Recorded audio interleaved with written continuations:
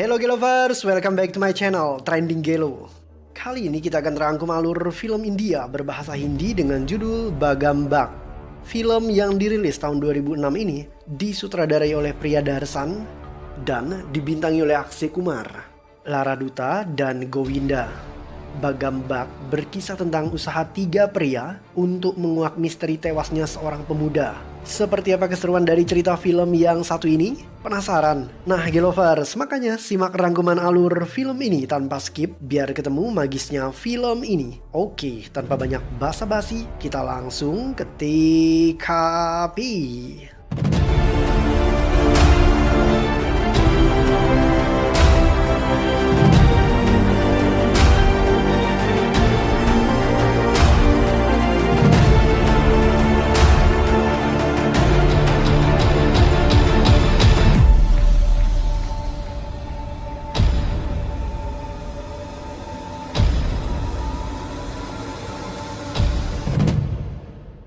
Film ini diawali dengan adegan yang memperlihatkan penampilan sebuah grup teater yang sangat memukau. Bintang utama dari grup teater itu adalah gadis cantik yang bernama Anjali. Suatu malam saat selesai tampil, Anjali didatangi oleh pemain teater lain yang bernama Babla. Babla menyukai Anjali dan ia menyatakan perasaan cintanya itu. Tetapi karena sikapnya yang genit dan memaksa, Anjali kemudian menampar Babla. Saat Babla keluar dari kamar Anjali, pemain teater lain yang bernama Banti melihatnya. Banti kemudian bertanya dan disinilah Babla mulai memfitnah Anjali. Ia mengaku baru saja bermesraan dengan Anjali. Dan hal itu membuat hati Banti remuk redam. Karena Banti sebenarnya juga menyukai Anjali. Keesokan harinya, pimpinan teater yang bernama Campak ditawari untuk manggung di London. Tawaran itu diterima dengan baik, tetapi sebuah insiden fatal terjadi. Banti mencoba mencumbui Anjali yang berada di kamar mandi. Anjali berteriak dan orang-orang berdatangan. Anjali mengaku bahwa Banti ingin memperkosa dirinya, tetapi Banti justru menjelek-jelekan Anjali. Ia menceritakan kepada semua orang jika Anjali semalam bermesraan dengan Babla. Merasa dirinya difitnah dan dilecehkan di depan orang-orang, Anjali akhirnya memilih keluar dari grup teater tersebut. Dan pada akhirnya mereka terpaksa berangkat ke London tanpa bintang utama. Saat tiba di London, Banti dan Babla bersaing mendapatkan peran utama pria. Campak akan memberikan peran utama itu kepada salah satu dari mereka dengan syarat mereka harus menemukan pengganti Anjali. Pencarian pun dimulai. Babla mendekati sopir taksi lokal yang bernama Gulam.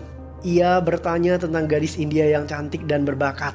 Gulam salah persepsi. Ia mengira jika Babla mencari seorang PSK. Untuk menemukan gadis seperti keinginan Babla, Gulam menyarankan Babla untuk pergi ke arah taman. Banti secara diam-diam mencuri dengar percakapan itu. Dan ia pun mengekori Babla hingga ke taman. Di sanalah mereka berdua bertemu dengan dua gangster yang bernama Joshi dan Josena. Kedua gangster itu mengira jika Banti dan Babla adalah anak buah utusan bos mafia yang bernama Sher Khan. Joshi dan Josena kemudian menyerahkan narkoba kepada Banti dan Babla. Sementara itu mereka mengambil koper milik Babla dan mengira jika di dalam koper itu adalah uang untuk transaksi narkoba. Seketika polisi melintas di taman itu, yang membuat Joshi dan Josena ketakutan dan mereka segera berlari membawa koper Babla tadi. Babla dan Banti berusaha mengejar, namun mereka kalah cepat. Joshi dan Josena segera menemui bosnya yang sedang berada di kamar hotel. Dan alangkah terkejutnya mereka setelah membuka isi koper itu.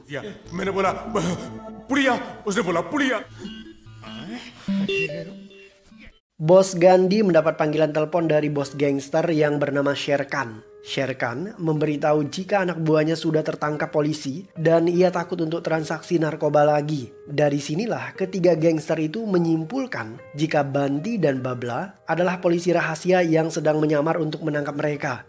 Sementara itu, Babla dan Banti membawa koper tadi ke dalam hotel. Joshi dan Josena melihat kehadiran mereka. Tentu saja Joshi ketakutan dan segera kembali ke kamar hotel bosnya. Karena ketakutan, mereka bertiga benar-benar kocar-kacir.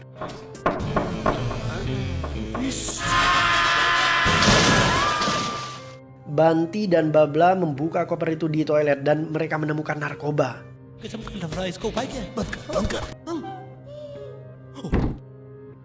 Mereka mulai berdebat. Babla ingin menjual narkoba itu dan mereka bisa mendapatkan banyak uang. Tetapi Banti bertolak belakang dengan keinginan Babla. Ia takut masuk ke dalam penjara.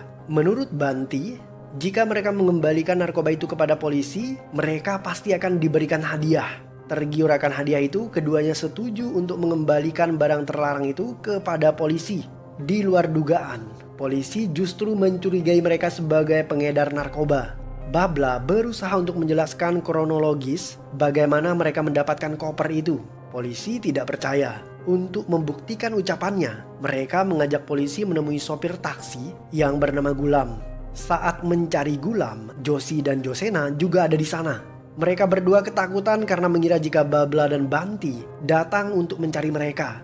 Joshi dan Josena segera masuk ke dalam sebuah taksi dan kebetulan sopir taksi yang mereka tumpangi adalah Gulam. Ketika Gulam membawa penumpangnya Joshi dan Josena, Banti melihat mereka. Banti, Babla, dan polisi yang bernama Mehra segera mengejar taksi Gulam. Joshi dan Josena ketakutan. Saat taksi berhenti, mereka segera kabur. Setelahnya, Gulam diwawancarai oleh polisi Mehra. Gulam mengaku jika ia mengenali Banti dan Babla. Mereka adalah pemain teater dari India. Berkat keterangan yang Gulam berikan, Banti dan Babla akhirnya bebas dari tuduhan kepemilikan narkoba. Banti meminta bantuan Gulam untuk menemukan wanita cantik yang jago main teater. Gulam kemudian membawa Banti menemui pria bernama Guru. Guru adalah seorang pemabuk. Sekalipun demikian, ia menyarankan Banti dan Gulam untuk menemui pria yang bernama Haka. Karena Haka punya koleksi gadis-gadis cantik yang jago main teater. अरे तुमको मेरी पहुंच नहीं मालूम है मैं हर हीरोइन को चलिए अभी गाड़ी चली भी नहीं आप चलिए अंदर चलिए.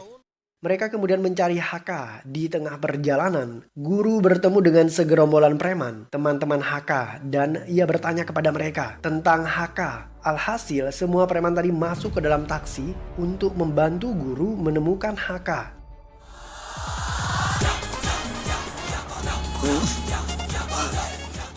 Mereka akhirnya menemukan Haka dan segera mengejarnya.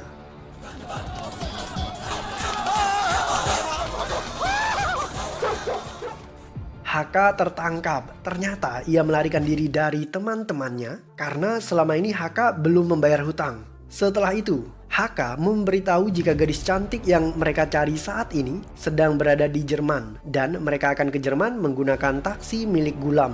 Banti tentu saja keberatan membawa semua preman tadi untuk berangkat ke Jerman. Sedangkan perjalanan dari London ke Jerman memakan waktu sekitar 7 jam. Ia terpaksa berbohong kepada para preman itu. Banti memberitahu jika ban taksinya bocor dan para preman itu harus mendorongnya. Di saat para preman mendorong taksi itu, Banti dan Gulam meninggalkan mereka semua. Tetapi di luar dugaan, Guru ternyata masih ada di dalam taksi dengan keadaan mabuk. Di tengah perjalanan mereka menemukan seorang gadis yang ingin bunuh diri dengan menabrakkan dirinya pada taksi milik Gulam. Gulam terpaksa membanting mobil ke tepi jalan yang membuat Guru terpental keluar tanpa sepengetahuan mereka. Setelah itu, Banti memarahi perempuan tadi. Di luar dugaan, wanita ini kembali nekat ingin bunuh diri, tetapi Banti segera menyelamatkannya. Ketika wanita itu pingsan akibat tamparan Banti, di saat itulah Gulam menyarankan kepada Banti agar membawa pulang wanita yang bernama Muni itu untuk dijadikan pengganti Anjali si Ratu Teater. Mereka akhirnya batal ke Jerman dan meninggalkan Guru yang terjerembab di dalam selokan. तो इसकी साड़ी पकड़ मैं इसका ब्लाउज पकड़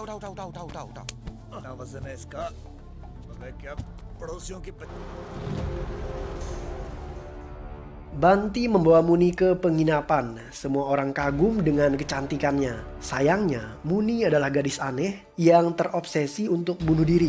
Ia selalu ingin bunuh diri tanpa alasan yang jelas. Muni pernah mencoba melompat ke kolam, namun ia dihentikan oleh campak. Tidak hanya itu, Muni juga pernah ingin membakar dirinya, tetapi tindakan tersebut dihentikan oleh Babla. Suatu malam, Babla mendengar Muni berbicara dengan seseorang di dalam kamarnya. Babla berusaha untuk mengintip, tetapi ia tidak melihat siapapun di sana.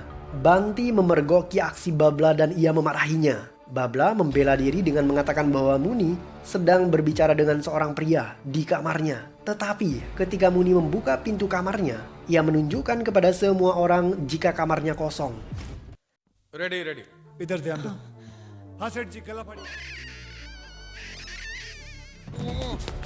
Shut up, you rat. Keesokan harinya, guru dan para preman mendatangi Banti. Guru CS tidak terima Banti mengerjai mereka semua. Banti kemudian melarikan diri.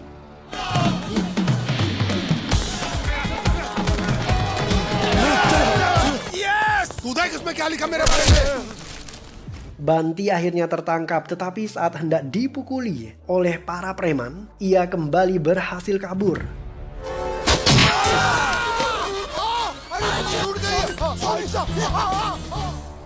Setelah kejadian itu, Banti dan Muni kembali berlatih teater. Mereka berdua kemudian akrab satu dengan yang lain. Banti bahkan menyukai Muni, tetapi suatu hari ketika mereka sedang keluar, Muni menabrakkan dirinya pada sebuah mobil.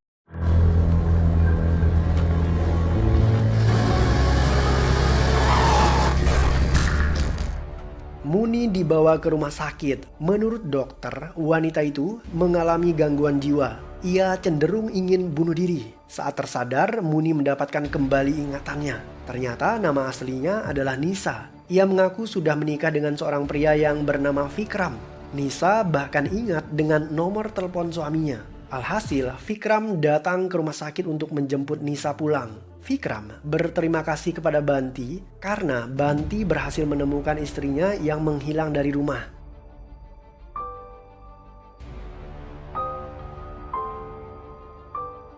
Malam harinya, Nisa menelpon Banti dan memintanya segera untuk datang ke rumah. Jika tidak, maka Nisa akan mengancam akan bunuh diri.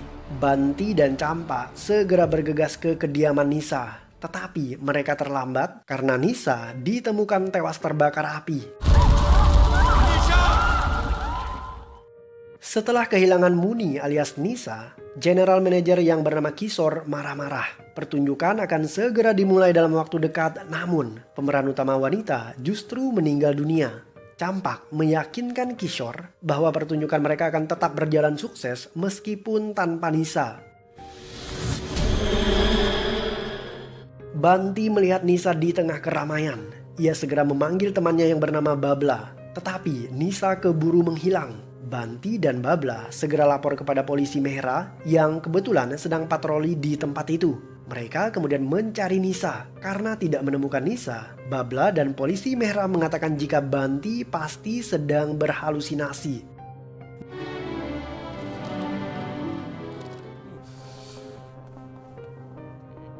Malam harinya, ketika pertunjukan akan segera dimulai, Campa juga melihat Nisa. Ia berlari ketakutan dan mengira jika Nisa adalah hantu. Campa memberitahu Banti, tetapi ketika mereka kembali ke tempat penampakan Nisa, wanita itu justru tidak ada di sana.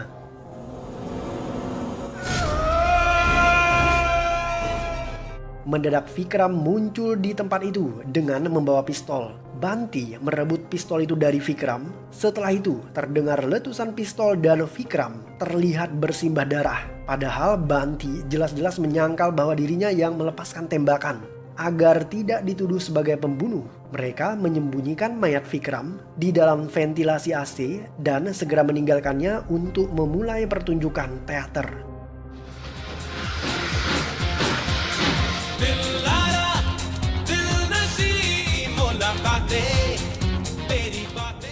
Saat pertunjukan berlangsung, Babla sadar jika kalungnya tertinggal pada mayat Vikram. Mereka mencoba mengambil kalung Babla, tetapi mayat yang ada di ventilasi tadi mendadak hilang.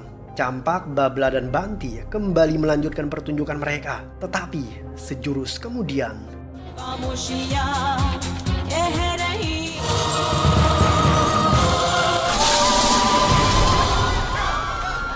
polisi memeriksa mayat korban dan mereka menemukan kalung milik Babla. Tidak hanya itu, kain penuh noda darah milik Campak juga ada di sana. Campak dan Babla berusaha untuk membela diri dengan mengatakan bahwa Bantilah yang menembak Vikram. Polisi Mehra akhirnya menangkap mereka bertiga untuk diinterogasi lebih lanjut. Tetapi saat berada di dalam mobil polisi, Joshi dan Josena melempar mereka dengan granat.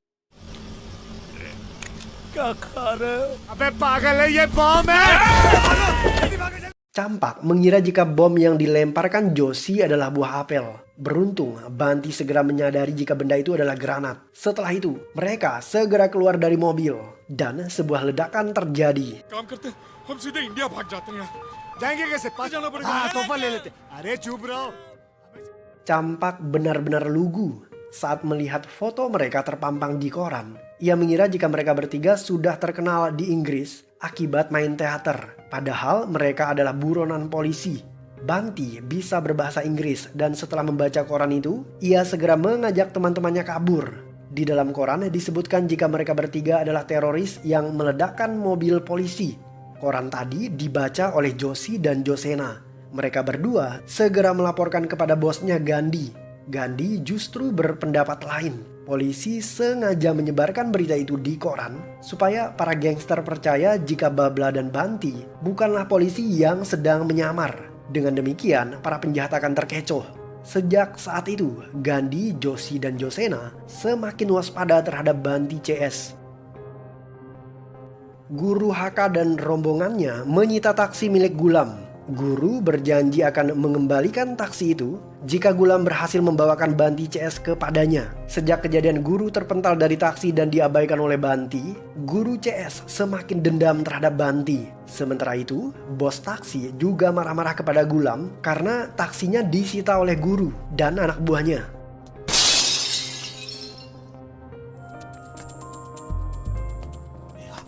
Banti membawa Babla dan Campak ke rumah Vikram. Mereka ingin mencari barang bukti yang bisa membantu mereka agar bisa lepas dari tuduhan pembunuhan Vikram. Di sana, Banti menemukan potongan kertas yang bertuliskan tentang Biro Travel. Banti segera mendatangi Biro Travel itu untuk meminta informasi terkait orang India yang bepergian menggunakan jasa travel mereka. Petugas Biro Travel kemudian memberikan satu nama, yaitu Aditi.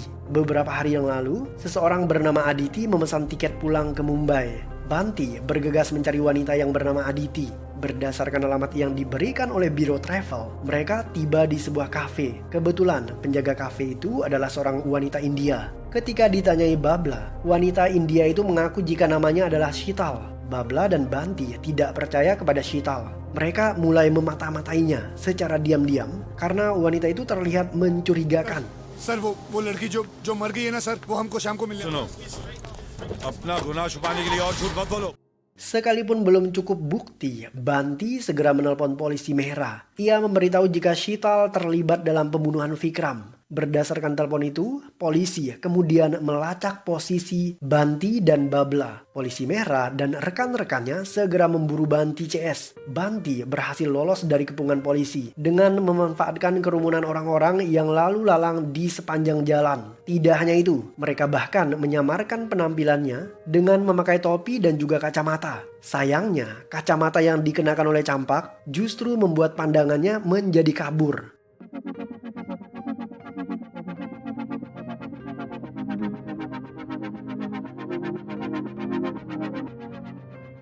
Campak tersesat dan ia mengikuti langkah bos gangster yang bernama Gandhi. Campak mengira jika Gandhi adalah Banti. Gandhi sendiri salah persepsi. Ia mengira jika Campak adalah polisi yang sedang menyamar. Mereka berdua masuk ke dalam sebuah lift. Gandhi memberikan sejumlah uang kepada Campak dengan maksud menyogoknya. Setelah itu, Gandhi melarikan diri dengan memanfaatkan kerumunan orang-orang yang berada di dalam lift. Setelah lolos dari polisi, Campak menemukan sejumlah uang di saku kemejanya. Ia tidak tahu dari mana uang itu bisa ada di dalam saku kemejanya. Banti sendiri marah-marah kepada Campak. Banti mengira jika Campak menyembunyikan sejumlah uang dari mereka, padahal mereka seharian belum makan karena Banti kehabisan uangnya. Akibat hal tersebut terjadi cekcok mulut di antara keduanya.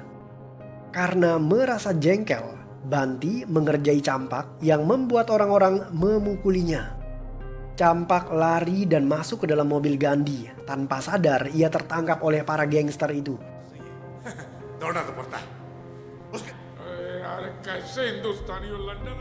Campak disiksa oleh Gandhi. Gandhi menuding jika Campak adalah polisi rahasia yang ditugaskan untuk meringkus bos narkoba seperti dirinya. Saat Campak diculik, Banti dan Babla mengira jika Campak sedang bersenang-senang dengan uang yang ia punya dan meninggalkan mereka berdua.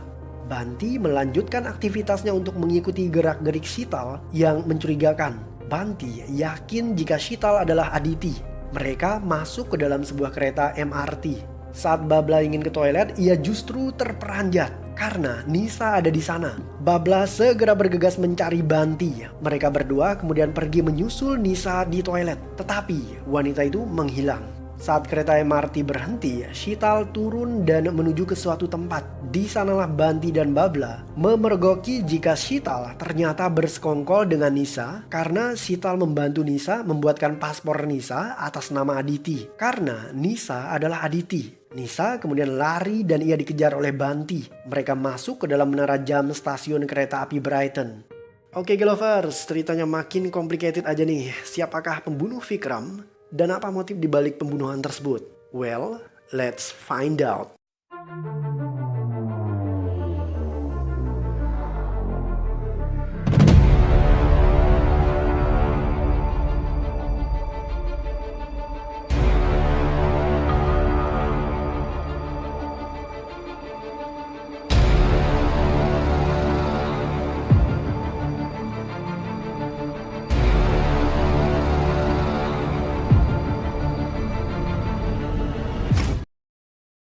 Nisa terdesak dan ia mengungkapkan semua yang terjadi. Nama asli Nisa adalah Aditi. Aditi datang ke London untuk mencari kerja, tetapi ia justru jatuh ke tangan para gangster yang ingin menjual dirinya. Aditi melarikan diri dan ia bertemu dengan Vikram. Vikram siap menolong Aditi. Ia berjanji akan memberikannya uang 25 lakh dan paspor kepada Aditi agar bisa kembali ke India dengan syarat Aditi mau bekerja untuknya. Pekerjaan Aditi adalah ia harus berpura-pura menjadi istri Vikram yang bernama Nisa. Mereka berdua bertemu dengan seorang dokter. Vikram meminta Nisa untuk bersandiwara seolah-olah ia adalah wanita yang punya kecenderungan untuk bunuh diri.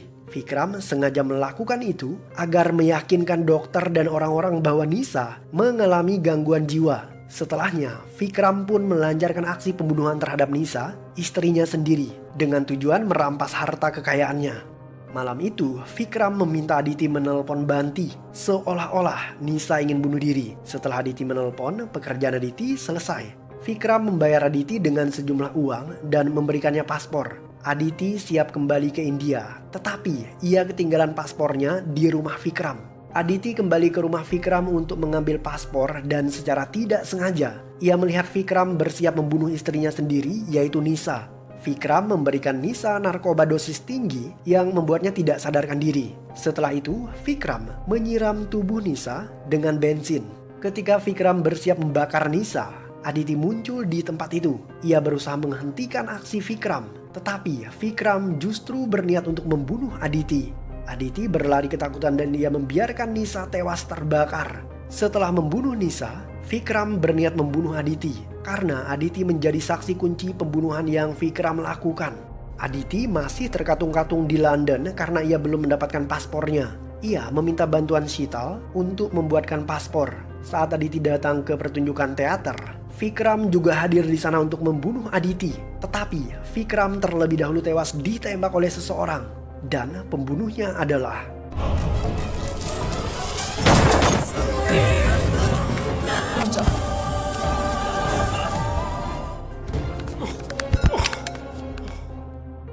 guru beserta anak buahnya masih dendam terhadap Banti. Ia membawa Gulam untuk menemukan di mana Banti berada.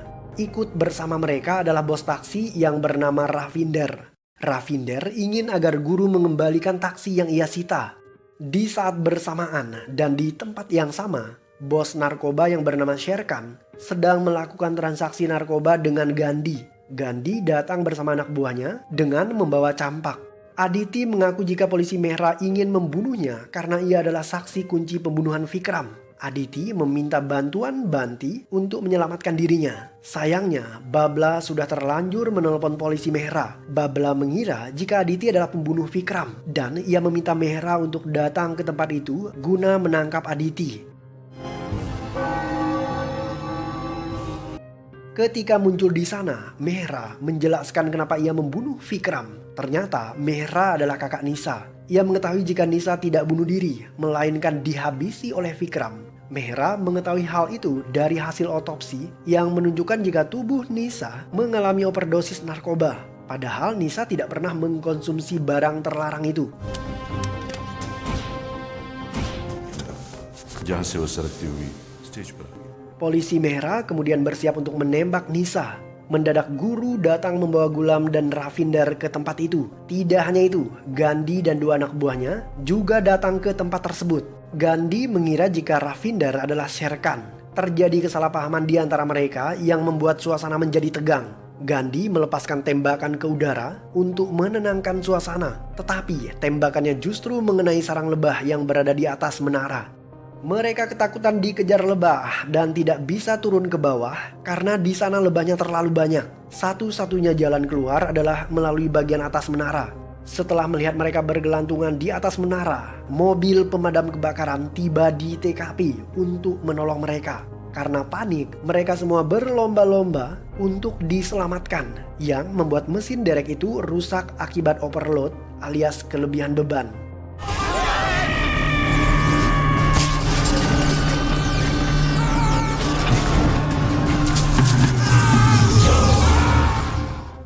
Film ditutup dengan adegan di mana mereka semua berhasil selamat. Sementara itu, bos mafia Gandhi dan Sher Khan akhirnya berhasil diringkus polisi. Begitu juga dengan polisi Mehra, ia divonis penjara karena terbukti membunuh Vikram.